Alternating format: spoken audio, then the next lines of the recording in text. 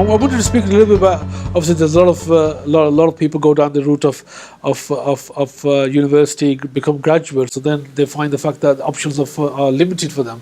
They can't get the place at university at legal firms. They can't get the place that they desire, and obviously they're back then at square one in terms of looking at working in, say, the retail outlet or other jobs that are not necessarily to the industry. Obviously, you must have some experience in terms of maybe contacts and friends and individual case studies that you've seen where people have struggled. Oh yes, yeah. Actually, not just some. Yeah. Today, the norm is most people are struggling. Most people are struggling. Let me take my former firm, Linklaters, and that's just one as an example. There's 100 places available every year to join as a trainee solicitor, and 5,000 people apply, 5,000. and each of those 5,000 meets the criteria. It's not that these people don't meet the criteria, and most of them are left with, people are sitting at home, up and down this country with LLB law degrees, good qualifications, and they're stacking shelves in Asda and Morrison's. Yeah. It's a shame. It's a shame. What you should do is reverse it. What I would say to people, I'm not discouraging people from going to university. I would say, go and get an apprenticeship, get experience, you can pay your bills, you're self-sufficient, and then you can get that organization to pay for your education. Wow. Right? So whilst you're working with them, you get a degree out of it. They'll support you. Yeah. And they'll give you, actually, they won't only support you, they'll give you extra kind of money to, spend in your time as well. They'll give you the time to probably study. They'll give you the mentor probably as well that they can work with. You talked about mentors as well. So there's a lot of advice and coaching and support as well that you can get from that organization. It's infrastructure. The entire infrastructure is there. You will never get that training and development sitting at home, or any university will never teach you that. No college. They give you good theory. They might give you some guidebooks, some practitioner guidebooks, but there's nothing like being out there in the field. Sheikh, how does a young person this day and age talk to their parents and say, rather than the university route, which the parents are very comfortable with? So if you go to a parent and say, well, I'm going to go to college, I'm going to go to university, they'll leave there. You've got no headache to a certain extent. They'll support you. Say, fantastic, my child is going through university. But if you approach them and say, well, I'm actually not going to go to college. I'm not thinking of going to university. This is not for me. What's your thoughts on that? That's a difficult conversation for most people. You can make it very easy, and here's what I would do. First thing we need to change our mindset. Right? This is a cultural stigma. The way to look at it, and don't bring problems to your, let's take it this way. You don't bring a problem or a challenge to your parents and in future to your business partners. You always bring solutions. And when you speak to them, you say this. Be a pragmatist. Say to them, mum, dad, whatever, or elder sibling, look, these are the statistics, black letters, clear-cut statistics that tell you that so many people are out of job, right? And it's going to cost me £16,000 just to go through 3 years, and I'm still not going to have a job. It's like a case, isn't it? You've got to present a case. You've got to present a case. And here, if I go, I'm not missing out on KPMG, the big four accountants. I can still go to KPMG, right? What I will do is I'll be paying myself for my own self. I'll have extra money. I can stand on my feet, which is a very important life skill. That's the thing, isn't it? Very important. And then I can come and do that. It's the mindset. You've got to convince them, and anything you do, you've got to substantiate your claims. And I think you've got to back it up. You've got to back it up. Yeah. And there's a lot of opportunities out there. So it's a matter of convincing them. It's not just saying, Dad, or Mum, I don't want to go to university. They'll think, what you want to hang out on the streets? They think you failed. And it's about what will. It's having that adult conversation, as you said, with the stats, with the presenting a case, and having that conversation with parents. With your guardians in a responsible manner, not sometimes we have conversations which is very short, and I'm not going to go do this, and you have a lot of tension in families and a lot of issues as well, because we don't spend time to have that conversation and share out sort of thoughts, which is what I find anyway personally. I think it's the psychology of it, right? Psychology plays a huge part. You just used a statement there, I am not. Take the word not out. Whenever you speak, whether you're with your children or whether it's the children speaking with their parents, don't use any negative language. Psychologists have done many studies, and they found that people who don't use the word not or can't or this, any of those negative terms, and they all speak in an affirmative way. Rather than saying to someone, would you not like a cup of tea? You say, would you like? Right? You don't use the word not. It helps. And a big thing is, and it's a criticism of parents more than the children, is parents' generation, fine, the first generation that came here worked very hard, worked all hours they could, but now it's the fact that we've transitioned, some of us have, from working class to almost middle class. It's all about, I can afford to put my children through private schools. No, they don't want your money. It's an investment of time. Time. And we're not spending the time. That bonding that you can do with your children, until you don't have that relationship of not only a father but also a friend, and you can kind of relate to what they're going through. And it's a journey. It's an absolute journey. Education is just a means. Right? And there's two things I would say on education. Education is very important to enlighten yourself. It's very important. Education should be done for the sake of education, not for a job. And that's what's happening today in the world, entire world. People are going to university only so that they can get a job at the end of it. So they're not really interested in education. That's problematic. Number two, education should be done in a structured way, which is beneficial for you. Look at what is going to happen in those 3 years. Don't go and just do anything you like. So, and something else, open universities. Has anybody considered open university? Open university do the whole array of degrees, almost, half the price, and the cost is not there. So I didn't go to Oxford or Cambridge, right? I didn't go to any grammar school. I didn't go to any private school. I did GCSE at the age of 20. Right? I missed my GCSEs, but I've got an MBA worth £48,000 1 year. I've got an LPC, I've got an MA. I've been a visiting professor of universities. So it's not where you started, it's how you end.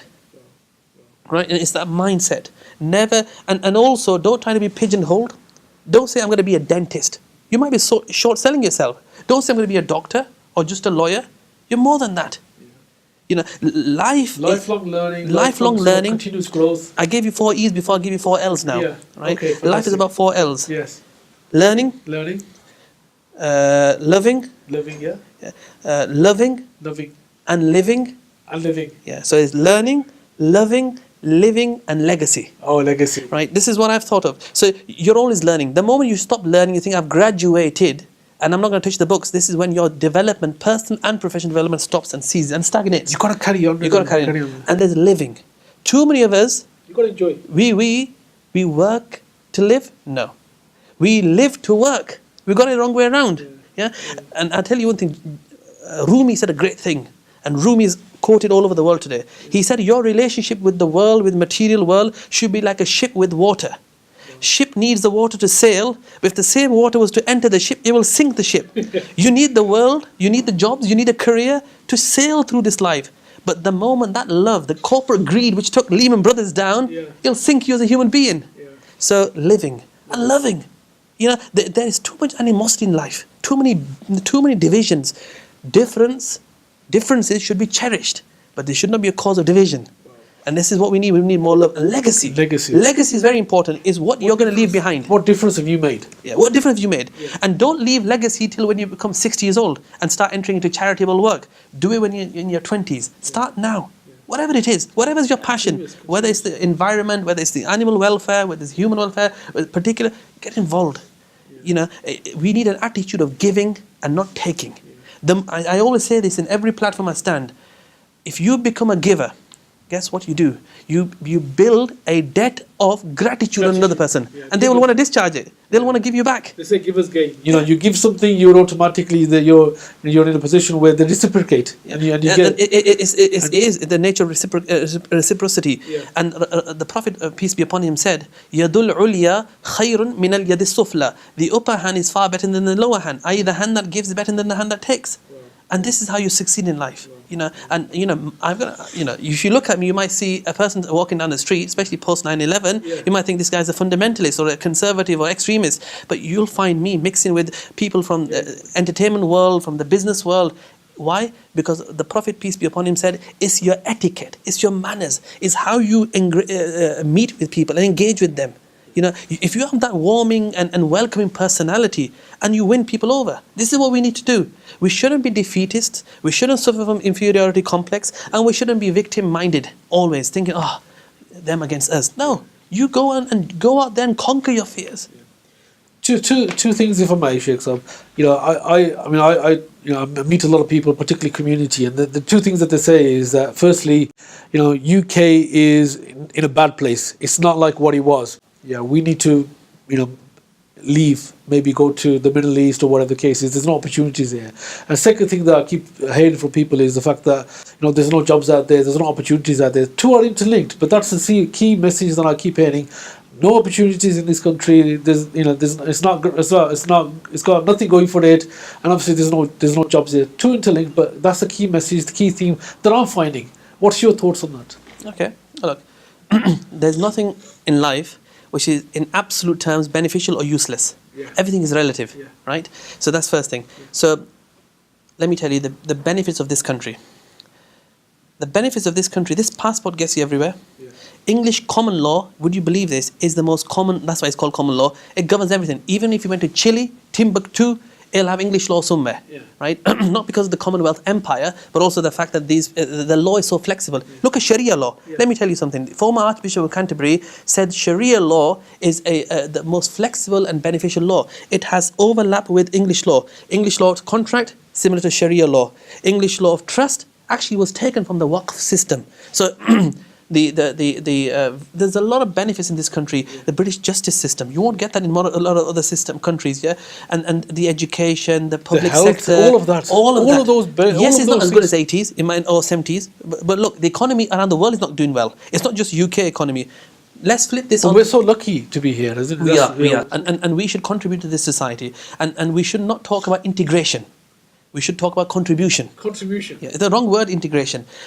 Integrate, you can't integrate opposites, right? What you need to do is contribute. It's about benefit. What's the point me integrating with someone or something? You try to get opposites to integrate. Integrating is about being same, isn't it? To a certain extent. You can't assimilate things. You need to contribute. Let's talk about job markets. You said about job markets. Yes, that's a valid point there. But that doesn't mean you say farewell to UK. My advice to people who are looking for jobs, especially in legal and financial sector, go for British companies or American companies based in Dubai. And I'll tell you the benefits. You're still working with a British company. You get all the professionalism that you will get here. Some of the professionalism in other parts of the world isn't like this. The transparency, the rules, everything else, the governance, the development. But you get the tax benefits. You get exposure to a different market, different culture, language experience, and you work with different clients. So it's actually good to do a 3-year stint in whether it's New York or Tokyo or Dubai, somewhere else. But I think that we shouldn't forget what this country has given us, and there is a duty on us to give something back. And on the Day of Judgment, let me tell you as a Muslim, on the Day of Judgment, Allah subhanahu wa ta'ala will hold each one of us an account and said, this country gave you so much, what did you give back to it? Yeah, we take so much from this country. Do you know that it's a sad reality that Asian areas of this country are some of the most unclean areas, right? If you want to find out where Asians are living, you'll find that there'll be rubbish on the streets. This is against the teachings of Prophet, peace be upon him. He said, "Nadhifu afniyatikum," clean your surroundings as well. So I saw this article a few years ago when there was heavy snow in Huddersfield in West Yorkshire, and you had some Muslims in non-Muslim area cleaning their area. This is what we need to do. You know, a Muslim is somebody who is environmentally friendly, socially responsible, and economically somebody who contributes to society. We are a 3D people. It's not just about nourishing your body. You have to give nourishment to your mind and also nourishment to your soul. If you starve your soul, then you'll have depression in society. Take the word mortgage. If you break it down, mortgage, it means death trap, literally. Google it. So we live in a time where everything is problematic. Whether it's your financial sector, whether it's your health sector, whether it's any other sector, we need to be able to do something which adds value to the collective. And it's not just about me. And this is the most important. The second ruku, the second 2-3 pages of Surah Hujarat, which means chambers, talks about mannerisms, social interaction.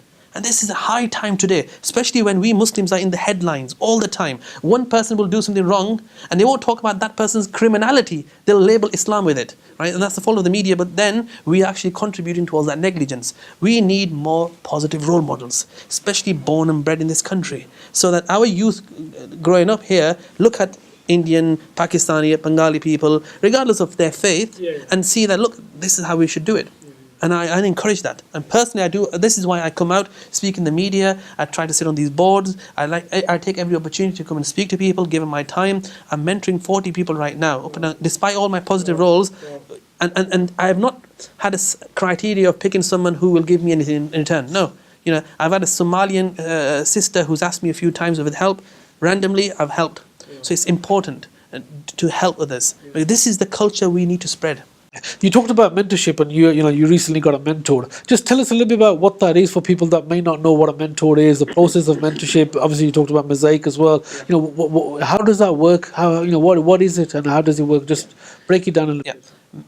Mentor is someone who has achieved whatever you want to achieve. So say if I'm studying law, or I'm a young lawyer, then I should find someone who's a senior lawyer, retired lawyer. Why? Because you don't want anybody who's a competitor. Somebody who's seen it, done it, and whatever your dream is, that person, he or she has achieved it. So they can give you pointers where they made mistakes in life. You're going to avoid that. And they might give you 2 sessions a year. You don't need more than that. A mentor is not somebody who's going to hold your hand. A mentor is someone that you will go to once a year and give them, it's like a quarterly report of your financial report of a company. You'll say, look, this is what I've done so far this year. This is what I'm planning to do. They'll help you look at your missions, your vision, your plans, your strategy, and tell you. And also, some good mentors could give you access to their networks, which is powerful, huge. I mean, imagine someone. When I started off the public speaking engagements I had, and now I'm speaking all over the world. I just spoke at Opportunity Arabia, which is UK and Saudi government level, and various other events. Somebody had to give me a step in the door, and that mentor could do that for you. Take you along to an event. And because if you're sitting in your own organization, you might not get that. Networks and contacts and so forth, so it opens up opportunities as well. But how does a young person, obviously, I believe in mentors as well, and I've got a mentor myself. And how does a young person go out there and find a mentor? Say, how do you go out there? You've got to approach somebody. What would you what sort of advice would you give a young person, maybe a graduate, maybe somebody maybe earlier on in their career? What sort of what's the process? There's 2 processes which are known, and there's a third process which is always completely out of the box. One is look up mentoring schemes, right? They're simple. They might have the word mentor in it, or they might not have, but anything that's coaching, training, mentoring, join those schemes. Number 2, go to conferences and events. Now, I'll tell you a trick, and it's important for the viewers to understand this. Look up in your own city, Birmingham or London, 2016, 2017 calendar. What are the conferences happening in legal, banking, finance? In your sector. Even if it's restaurants, hotels. And contact the organisers. And I'll tell you one thing, it might say £2,000 a ticket to get in. Say to them, is it possible that I can come as a complimentary? And they always have some tickets at the end. You go in there, and I'm going to make a valid point here, a very important point people should note. If you're sitting in your own organisation, every organisation is hierarchical. You've got a line manager, so you can't go out and meet some CEO because you're breaking the protocol. That should be the CEO of your company. When you go to a conference, you're no longer reporting to anybody. Everybody's mixing with each other. You could be having a cup of tea or coffee with somebody who's a CEO of a multinational organisation. Exactly. So that's 2. So number 1, go to mentoring scheme, look up them. Number 2, look up some conferences. And number 3 is the social media. It's very powerful today, right? You can easily copy and tag along, but if you want my attention, you've got to first study me. And I always say this for networking, the key thing is listening is more important than speaking. Go and listen to the person. Is he or she more concerned about their particular pet? Do they have a football team? Then you know what touches that person. What's the connection? And then you say, I love Manchester United as well. Or maybe I like the Chelsea Flower Show. And then you make a contact. Number 2, if you do approach someone, make life easy for that person. Don't expect that person to do so much to you. So say, I'll meet you at your place. Right? So he or she doesn't have to travel. And when you send an email, too many people send me an email which are 2 pages long. No. An email should be 3 paragraphs. First one should be 1 line. Last one should be 1 line. And middle one should be slightly chunky. First one should say, it was lovely to meet you, full stop, at this event. Last one will be, I'd like to meet you for a coffee at your this. Middle one is that personal connection. Is your auntie that had whatever, the doctor's hip replacement, has it gone? Wow. He or she has remembered something about me. And that strikes a chord. I recently spoke at an event at HSBC's global headquarters, where we had MasterCard chairman, a senior director, we had European Bank for Reconstruction and Development, and we had HSBC senior director. And I said at that forum to 200 people there in the audience, when you want to make strike a chord with someone, listen carefully, listen attentively. Eye for detail is the biggest skill I value in anybody. Eye for detail, small things. It's not. Imagine if you're a lawyer. And you're doing a contract and you miss a digit, you're dead. You've got to have the attention to detail, as you said. You've got to have the attention to detail. Sheikh Saab, it's been fantastic having a conversation with you. Really appreciate your time. Thank you for your support with the Asian Apprenticeship Awards. Again, wish you well with everything else that you're doing. Thank you so much. All the best. Thank you.